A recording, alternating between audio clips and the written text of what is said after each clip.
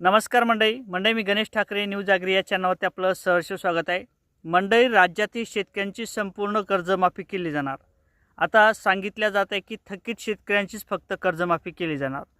थकीत शेतकरी म्हणजे नेमकं काय, त्याचबरोबर कोणत्या वर्षापासून ही कर्जमाफी केली जाणार, कागदपत्र काय लागणार, कोणत्या बँकेचं कर्ज माफ केलं जाणार आणि विशेषतः आपल्याला जे काही बँकेच्या माध्यमातून सध्या कागदपत्रे घेतले जात आहेत, या कागदपत्राची माहिती आपल्याला कशा पद्धतीने द्यायची आहे, कोणती आपण काळजी घेतली पाहिजे जेणेकरून आपली कर्जमाफी झाली पाहिजे। आता या व्हिडिओच्या माध्यमातून सविस्तर अशी माहिती या व्हिडिओच्या माध्यमातून घेण्याचा प्रयत्न करणार आहोत। तर मंडळी, मी गणेश ठाकरे न्यूज ॲग्री या चॅनलवरती आपलं सहर्ष स्वागत आहे। तुम्ही चॅनलवर नवीन असाल तर या साईडला एक सबस्क्राईबचं काळं किंवा तांबडं बटन दिसेल, त्याच्यावरती क्लिक करा। हा व्हिडिओ आवडला तर नक्की शेअर करायला विसरू नका। हा व्हिडिओ थोडा मोठा होऊ शकतो, परंतु हा व्हिडिओ शेवटपर्यंत बघा जेणेकरून आपल्याला कर्जमाफीच्या संदर्भात सविस्तर अशी माहिती या व्हिडिओच्या माध्यमातून पाहायला मिळेल। तर मंडळी, मी परत एकदा सांगतो, चॅनलवर नवीन असाल तर चॅनलला सबस्क्राईब करा, कारण तर माहिती असणं महत्त्वाचं असणार आहे। तर असो मंडळी, ज्या अर्थी शेती पिकाचं मोठ्या प्रमाणात नुकसान झालेलं आहे, त्यानंतर भाजप सरकारच्या माध्यमातून सांगितलं होतं जर आमचं सरकार आलं तर आम्ही सरसकट सातबारा कोरा करणार आणि जे काही योग्य टाईम असेल, योग्य शेतकरी असेल, त्याची माहिती आता बँकेच्या माध्यमातून घेतली जात आहे। आता सविस्तर माहिती पहिले आपण कागदपत्राच्या संदर्भात माहिती घेणार आहोत, कारण तर कागदपत्र महत्त्वाचे असणार आहे। कार्यकारी संस्थेच्या माध्यमातून जी काही समिती गठीत केलेली आहे राज्य सरकारच्या माध्यमातून, त्याचे अहवाल हे घेण्यात आलेले आहे। म्हणजे बँकेची माहिती आणि शेतकऱ्यांची माहिती आता जुळवण्याचं काम हे सुरू झालेलं आहे। आता महत्त्वाचं म्हणजे ज्यावेळेस आपण बँकेचं कर्ज घेतलं त्यावेळेस आपल्याला जे काही कागदपत्रे लागलेले आहेत ते म्हणजे आपल्याला सातबारा, जेवढ्या सातबारा आपण घेतल्या तेवढ्या सातबाराची आपल्याला प्रत म्हणजे झेरॉक्स लावायची आहे। त्याचबरोबर तुमचं नमुना नंबर 8 म्हणजेच होल्डिंग नंबर, होल्डिंगसुद्धा महत्त्वाचे असणार आहे। हे दोन कागदपत्र आपल्याला महत्त्वाचे असणार आहे। आपल्याला जे काही कागदपत्र असलं ते बँकेच्या माध्यमातून सुद्धा गोळा करण्याचं काम सुरू झालेलं आहे। हे कागदपत्र आपल्याला द्यायचे, बँकेचं पासबुकसुद्धा द्यायचं, परंतु बँकेचं पासबुक कोणतं द्यायचं आहे, जे बँकेचं कर्ज घेतलेलं आहे म्हणजे आपलं पीक कर्ज असणार आहे, त्या पीक कर्जाची माहिती म्हणजे पीक कर्जाचंच अकाउंट आपल्याला द्यायचं आहे। सेविंगचं खातं किंवा ती माहिती देऊन चालणार नाही, कर्जाची जी काही माहिती असेल ते कर्जाचा अकाउंट नंबर तेच द्यायचं आहे। आणि त्याचबरोबर महत्त्वाचं म्हणजे जर आपलं आधार कार्ड आत्तापर्यंत अपडेट केलं नसेल तर आपल्याला आधार कार्डसुद्धा अपडेट केलेलं महत्त्वाचं असणार आहे। कारण तर आत्तापर्यंतचे जे काही आपल्याला योजना असतील, मग नुकसान भरपाईचे पैसे असतील, पीक विम्याचे पैसे असतील, PM किसान योजनेचे पैसे असतील, अनेक जे काही योजना असतील त्या योजना आत्तापर्यंत आपल्याला DBTच्या प्रणालीच्या माध्यमातून देण्यात आलेले। आता तुम्ही म्हणसाल आम्हाला बँकेचे पैसे यापूर्वीसुद्धा मिळालेले आहेत, नुकसान भरपाईचे पैसेसुद्धा मिळालेले आहेत, मग आपल्याला आधार अपडेट करण्याची गरज नाही असं वाटत असेल, परंतु आपल्याला आधार अपडेट असणं महत्त्वाचं असणार आहे। याशिवाय आपल्याला कोणत्या प्रकारचे पैसे मिळणार नाही। बऱ्याच लोकांचा गैरसमज होतो की आम्हाला तर बँकेचे मेसेज येतात, आम्हाला यापूर्वी पैसे आलेले आहेत, मग आता आधार अपडेट करायची गरज नाही, परंतु आधार अपडेट महत्त्वाचं असणार आहे। आता तिसरा विषय म्हणजे पॅन कार्ड। पॅन कार्ड कशासाठी आहे की बरेच शेतकरी, जे काही व्यापारी असतील, जे काही दुकानदार असतील, त्यांच्या माध्यमातून GST भरल्या जाते, म्हणून बँकेचं पॅन कार्ड म्हणजे स्वतःचं जे काही व्यक्तिगत पॅन कार्ड असेल ते कंपल्सरी करण्यात आलेले आहे। पॅन कार्ड तुम्हाला आवश्यक लागणार आहे।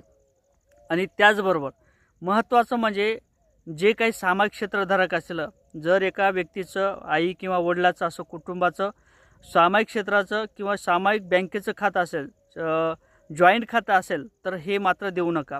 यामध्ये काय होते, बऱ्याच वेळेस दोघं भाऊ किंवा आई किंवा वडील अशा पद्धतीने जे काही कुटुंब असतील त्यामध्ये राज्य सरकारच्या माध्यमातून जर 3 लाखापर्यंत कर्जमाफी दिली तर मग काय होते, दोन्ही कुटुंबाचं म्हणजे दोन व्यक्तीचं 3 लाखापर्यंत कर्ज माफ केले जाते। मग काय होते, याचे 1.5 आणि याचे 1.5 अशा पद्धतीने 1.5 लाखाचीच कर्जमाफी मिळते। आणि त्यानंतर जी काही उरची रक्कम असेल, शेवटची रक्कम असेल, अतिरिक्त जी काही रक्कम असेल ती भरावं लागते। म्हणून सेपरेट खातं करून घ्या। त्या ठिकाणी जर आपलं जॉईंट खातं असेल तर ते परत एकाच व्यक्तीचं ठेवा, एकाच व्यक्तीला त्या ठिकाणी अधिकार ठेवा आणि दुसऱ्या व्यक्तीचं परत एकदा सेविंगचं खातं त्या ठिकाणी काढून घ्या। त्यानंतर आता महत्त्वाचं म्हणजे तुमच्या आधारला मोबाईल नंबर लिंक असणं महत्त्वाचं असणार आहे, याशिवाय आपल्याला कोणत्याही प्रकारचा लाभ मिळत नाही। आता हे झाले महत्त्वाचे विषय आणि महत्त्वाची माहिती। यामध्ये कोणत्याही प्रकारची चूक करू नका। सामायिक क्षेत्र किंवा जॉईंट खातं असलेलं खातं आपण देऊ नका. आणि त्याचबरोबर तुमचं आधार कार्ड अपडेट नसेल तर ते करून घ्या. आणि कागदपत्र देताना विशेषतः काळजी घ्या. आता महत्त्वाचं म्हणजे हे झाला बँकेचा व्यवहार आणि कागदपत्राचा व्यवहार. परंतु आपलं जे काही बँकेचं खातं काढलेलं असेल त्या बँकेच्या खात्याला आपलं DBT करून घ्या. आणि त्यानंतर कागदपत्र दिलेल्यानंतर परत कोणकोणत्या बँकेचं कर्ज माफ केलं जाणार हे सुद्धा महत्त्वाचं असणार आहे. तुमच्याकडे SBI बँक असेल या बँकेचं सुद्धा कर्ज माफ होणार आहे. युनियन बँक असेल या बँकेचं सुद्धा कर्ज माफ होणार आहे. तुमची राष्ट्रीयकृत बँक असेल म्हणजे BOI बँक असेल, महाराष्ट्र बँक असेल या बँकेचं सुद्धा कर्ज माफ होणार आहे. ग्रामीण बँक असेल या बँकेचं सुद्धा कर्ज माफ होणार आहे. ग्रामीण महाराष्ट्र बँक असेल या बँकेचं सुद्धा कर्ज माफ होणार आहे. कॅनडा बँक असेल या बँकेचं सुद्धा कर्ज माफ होणार आहे. पंजाब नॅशनल बँक असेल या बँकेचं सुद्धा कर्ज माफ होणार आहे. कॅनडा बँक असेल या बँकेचं सुद्धा कर्ज माफ होणार आहे. आणि त्याचबरोबर जे काही मध्यवर्ती सहकारी बँक असतील, परभणी बँक असेल, अकोला मध्यवर्ती बँक असेल, या सर्व मध्यवर्ती बँकेचं सुद्धा कर्ज माफ होणार आहे. आणि या बँकेच्या माध्यमातून सुद्धा कागदपत्र जमा केले जात आहेत. म्हणजे बँकेचं पासबुक, आधार कार्डची झेरॉक्स, त्याचबरोबर पॅन कार्ड, आधार कार्ड आणि फार्मर ID अशा पद्धतीचे कागदपत्र सध्या जमा केले जात आहे. म्हणून या बँकेचं कर्ज माफ होणार आहे. आणि त्याचबरोबर आता जर माहिती घ्यायची असेल तर इतर बँकेचं म्हणजे ॲक्सिस बँक असेल या बँकेचं कर्ज माफ होणार नाही. ICICI बँक असेल या बँकेचं सुद्धा कर्ज माफ होणार नाही. आणि जे काही HDFC बँक असेल या बँकेचं सुद्धा कर्ज माफ होणार नाही. तुमच्या बुलढाणा अर्बन बँक असेल या बँकेचं सुद्धा कर्ज माफ होणार नाही. जे काही नॅशनलाइज बँक असतील या बँकेचं कर्ज माफ होणार आहे. आता किती लाखापर्यंत कर्ज माफ होणार आहे? कारण तर राज्य सरकारने सांगितलेलं आहे शेतकऱ्यांचा सातबारा पूर्णपणे कोरा केला जाणार आहे. म्हणजे आपली 2 लाखाची कर्ज 2 लाख रुपये कर्ज असेल ते देखील माफ केलं जाणार आहे. 3 लाख रुपये कर्ज असेल ते देखील माफ केलं जाणार आहे. हे सर्व बँकेचं कर्ज माफ केलं जाणार आहे. जे काही इन्कम टॅक्स वगळता इन्कम टॅक्स भरणारे शेतकरी असतील किंवा दुकानदार असतील त्यांची कर्जमाफी होणार नाही. आमदार, खासदार, जे काही संत्री मंत्री असतील यांचंसुद्धा कर्ज माफ होणार नाही.